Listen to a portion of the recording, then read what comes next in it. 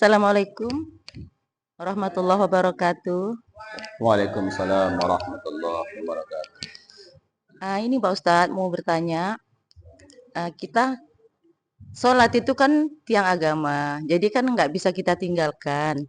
Jadi gimana Pak Ustadz kalau kita sakit itu memang nggak bisa bangun Pak Ustadz. Sakitnya sakit kayak sakit pitam, oyong gitu Pak Ustadz. Jadi satu harian, jadi dari sholat subuh itu sampai isya itu nggak dikerjakan. Apakah itu nanti diqadha Pak Ustadz?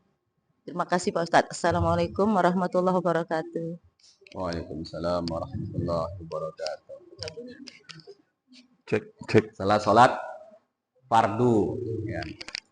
Ada orang sakit, ya pertanyaan. Mungkin nggak semua dengar pertanyaan ya.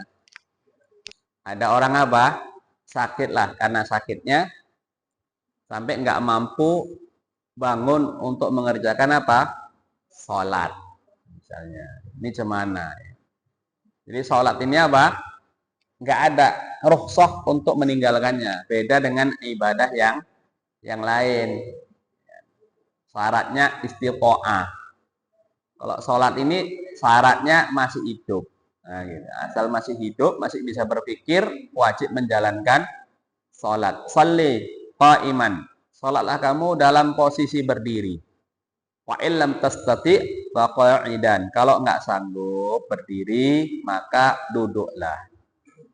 Wa illam tastati' fa 'ala dzambin. Kalau nggak sanggup duduk, maka tidur miringlah.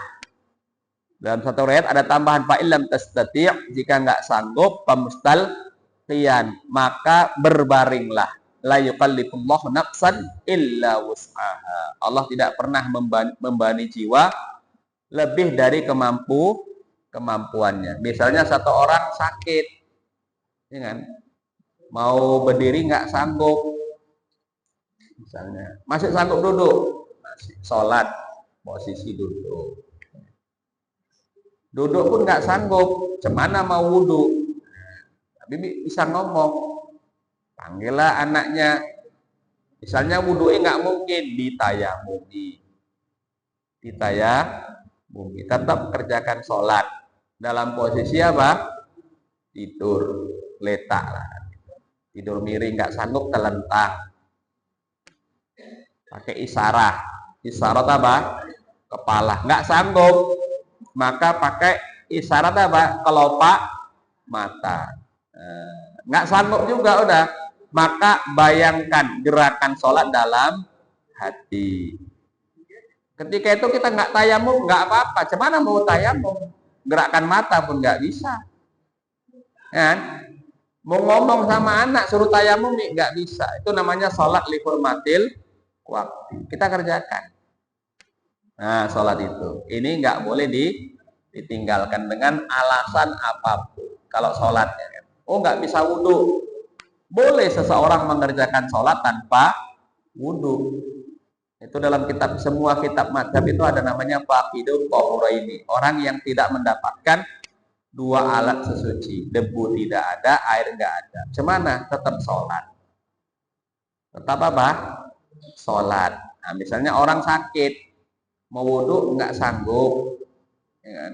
Mau tayamum nggak sanggup bergerak, memang cuma bisa berbaring. Mau ngomong setrokan, nggak tahu. Yang diajak ngomong pun nggak paham, misalnya. Ya udah, awak sholat aja, pakai isyarat kepala. Sekiranya nanti kita sehat, dalam mazhab Syafi'i, sholat yang kita kerjakan seperti itu wajib kita ulangi. Kok kita ulangi? Karena kita sholat nggak berwudu. Ya. Tapi sekiranya kita wafat, meninggal, kita dianggap meninggal dalam mengerjakan sholat, bukan meninggalkan sholat. Kita mengerjakan apa yang kita mampu. Nah, itu dalam mazhab Syafi'i kayak gitu.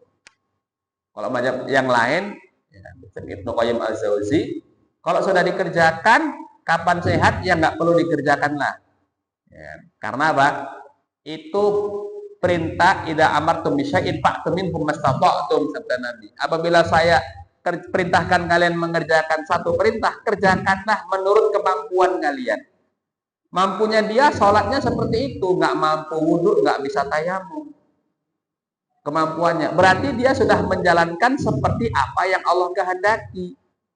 Berarti nggak perlu sholat lagi. Nah, gitu. Berarti nggak perlu sholat lagi karena kewajiban dia sholat, nggak wajib duduk, nggak wajib tayamum. Oh, nggak bisa. Nah, nggak wajib wudhu, nggak wajib tayamum. Cuman kewajibannya apa? Sholat. Kewajiban wudhu bagi orang yang ada air. Ya. Nggak sanggup menggunakan air karena sakit, kewajibannya tayamum. Nggak bisa tayamum, orang nggak bisa bangkit. Ya kewajibannya sekedar menjalankan sholat tanpa bersuci. Ya sudah, nggak perlu diulangi menurut Ibnu Qayyim Az-Jauzi.